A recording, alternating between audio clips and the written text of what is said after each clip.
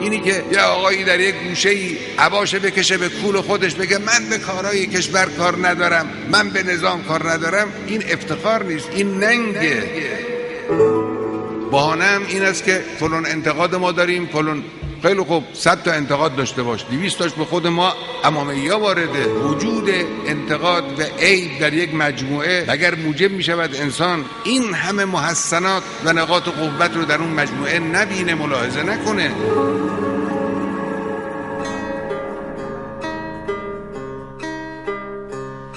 هیچ کس در عالم روحانیت نمیتواند اگر انصاف را و خرد را میزان قرار بده نمیتونه خودشو از نظام اسلامی جدا بگیره.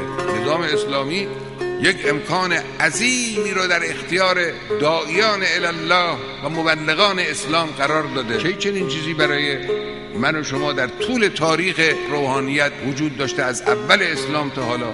که این اجتماعات بزرگ کی وجود داشت؟ این نماز جمعه ها کی وجود داشت؟ این همه جوان مشتاق و تشنه معارف کی وجود داشت؟ نبادا این فرصت ضایع بشود. اگر ضایع شد خدای متعال از من و شما میپرسه. نظام اسلامی چنین خدمتی به ما کرده، مگه میتونیم خودمون رو کنار بگیریم؟